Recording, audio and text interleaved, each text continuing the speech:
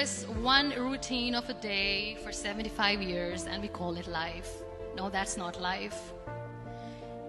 If you're still thinking why you have been sent here, if you're still juggling with the concept of why you are here, you haven't lived yet. You work hard, you make money, you do it for yourself. That's not life. You go out, you seek for people who need your help, you make their lives better. You become that sponge which can absorb all the negativity, and you become that person who can emit beautiful positive vibes. And when you realize that you have changed someone's life and because of you, this person didn't give up, that is the day when you live.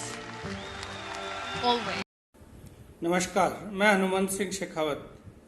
आज मैं आपके सामने एक ऐसी inspiring story share करूंगा जिसे सुनकर को आपको लगेगा कि व्यक्ति अभावों में भी कुछ कर सकता है यदि मन में ठान ले और गिव अप नहीं करे, लगातार अपने आप को इम्प्रूव करे और जिंदगी को एक नियामत मानकर और ग्रेटिट्यूड के साथ कुछ करने की ठान ले तो जीवन में कुछ भी किया जा सकता है। ये कहानी है एक लड़की की।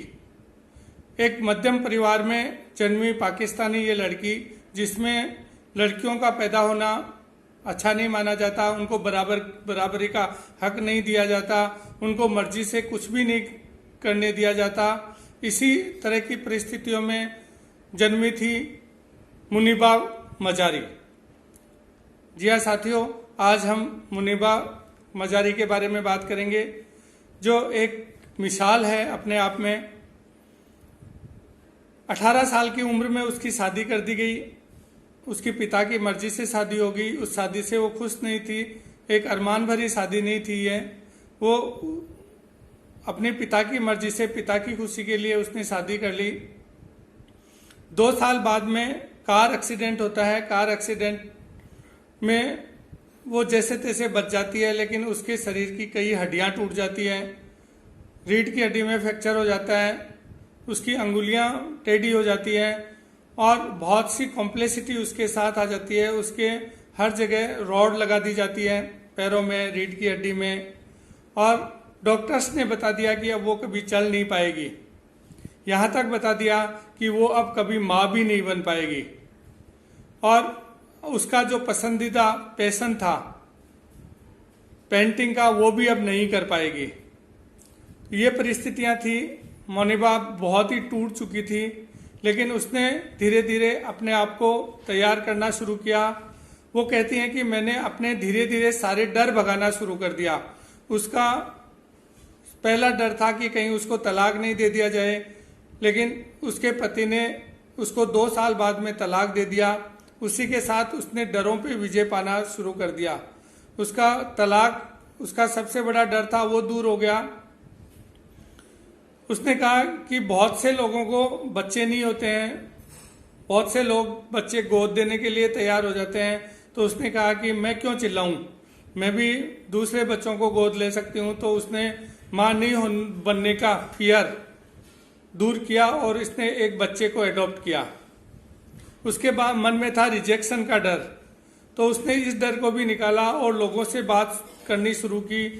उसने अपने आप को एक्सपोज करना शुरू कर दिया और उसका ये रिजेक्शन का डर भी धीरे धीरे दूर होने लगा।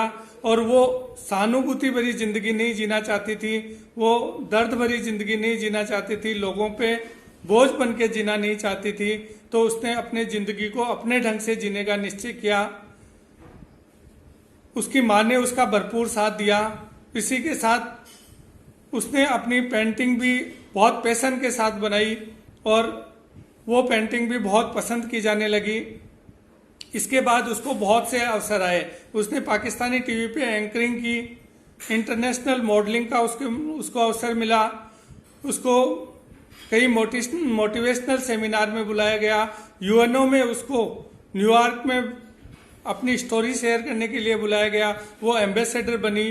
बीबीसी ने उसको 2005 में टॉप 100 विमेन में शामिल किया। उसके साथ ही फोर्ब्स पत्रिका ने उसको 2016 में 30 से कम उम्र की 30 प्रभावशाली औरतों में उसको शामिल किया। आज वो अपनी जिंदगी को अपने शर्तों पे जी रही है। वो कहती है कि कभी भी गिव अप नहीं करना चाहिए व्यक्ति को, हमेशा हौसला रखना चाहिए। जिंदगी को कभी भी आसान नहीं लेना चाहिए, ग्रांटेड नहीं लेना चाहिए। कभी भी ये मान के नहीं चलना चाहिए कि जिंदगी आसान होगी और सब कुछ आसानी से मिल जाएगा। किसी न किसी चीज के बदले कुछ न कुछ खोना पड़ता है। तो साथियों, ये थी एक इंस्पायरिंग स्टोरी पाकिस्तानी लड़की मुनीबा मजारी की, जिसका जन्म 3 मार्च 1987 को हुआ था। आज वो बहुत ही प्रभावशाली मोटिवेटर और जीवन को जीवंत रूप से जीने वाली महिला है। उसको पाकिस्तान में आयरन लेडी के नाम से जाना जाता है। उसने कभी हार नहीं मानी। साथियों, आप मेरे चैनल को सब्सक्राइब कर लीजिए, बेल आइकन दबा दीजिए। आपने अपना बहुमूल्य समय दिया, इसके लिए बहुत बहुत धन्यवाद। जय हिंद, जय भारत।